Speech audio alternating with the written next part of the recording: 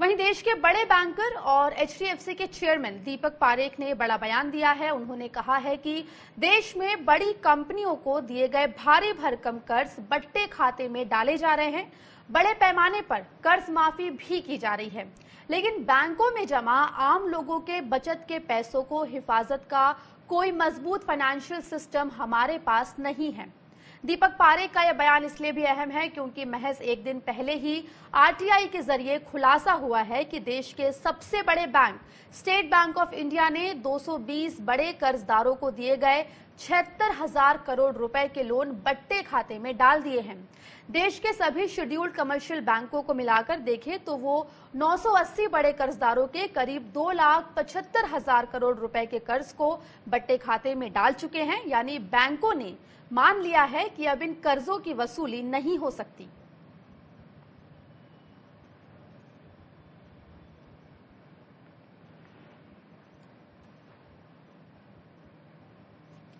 इसी मुद्दे पर और चर्चा के लिए चलते हैं न्यूज रूम, जहां मौजूद है स्वराज एक्सप्रेस के कार्यकारी संपादक संजय कुमार और स्वराज एक्सप्रेस के सलाहकार संपादक पंकज श्रीवास्तव। जी पंकज।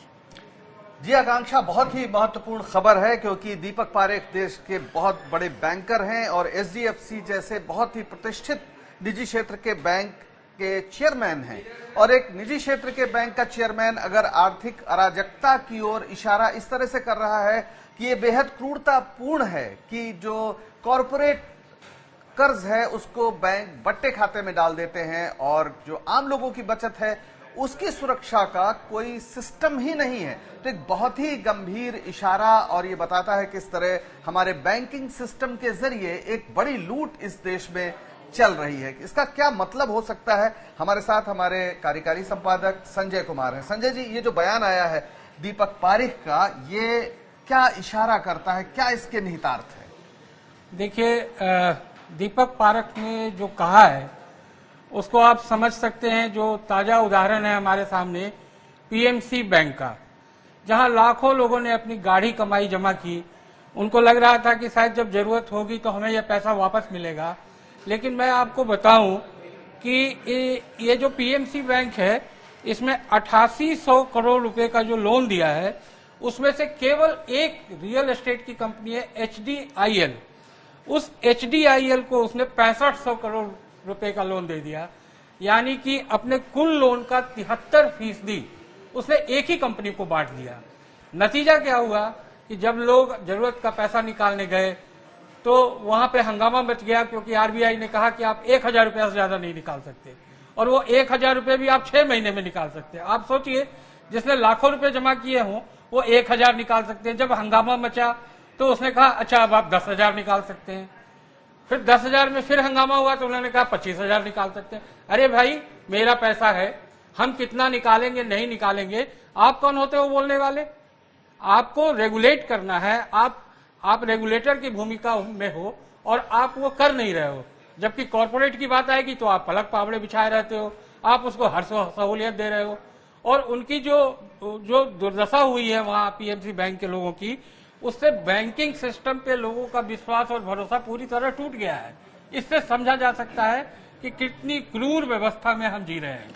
और इसी में यह भी है कि जो एसबीआई है, एसबीआई के बारे में जो आरटीआई से खुलासा हुआ, जिसके बारे में आकांक्षा ने बताया कि जो 76,000 करोड़ रुपए का लोन बट्टे खाते में डाल दिया गया। 220 बड़े कर्जदार थे और उनका बट्टे खाते में डाल दिया। एक पूरा सिस्टम है कि जनता अपना पैसा जमा करे और उस पैसे को आप आर्थिक गतिविधियों के नाम पर पूंजीपतियों को दे दीजिए और उसके बाद फिर मिली भगत करके उसका एक बड़ा हिस्सा बट्टे खाते में डाल दीजिए। इसमें बड़े पैमाने पर भ्रष्टाचार हो रहा है। इस देश ने एक जमाने में देखा था इंदिरा गांधी के समय, जब तमाम निजी क्षेत्र के बैंक थे उनको सरकार, उनका सार्वजनिक बैंक बनाया गया था, उनका राष्ट्रीयकरण किया गया था। और अब ऐसा लगता है कि राष्ट्रीय संपत्ति को निजी हाथों में लुटाने की पूरी एक कवायद हो रही है। और जो आम लोगों का पैसा है वो उनको, उनका जो रेट है, जो इंटरेस्ट रेट है, जो उस पैसे को जमा करते हैं उस इंटरेस्ट रेट पे सोचते हैं कि उनकी जिंदगी चलेगी, उन पर बहुत बड़ी मार पड़ी है। करीब 4 करोड़ लोग, संजय जी बेहतर बताएंगे आप,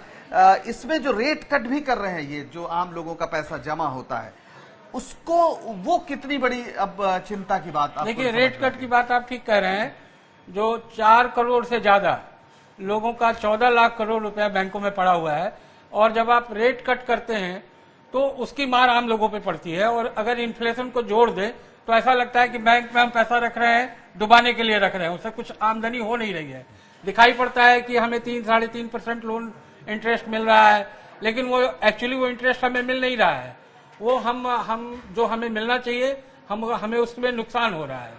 और जो आपने बात की बैंकिंग सिस्टम की, वो बहुत ही क्रूर है। इस तरह से आप देखिए, आपने कहा 76,000 करोड़ रुपए माफी हुई।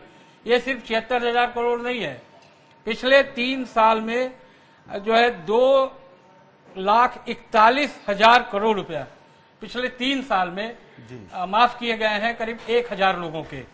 और जबकि आप देखिए कि किसानों का कर्ज जो है 2,21,000 करोड़ माफ किया गया 10 साल में। और इसमें ये जगलरी करते हैं। एक चीज समझना बहुत जरूरी है, बैंक वाले कहते हैं कि हमने राइट ऑफ किया है, हमने वेव ऑफ नहीं किया है। ये राइट ऑफ और वेव ऑफ के खेल को समझिए।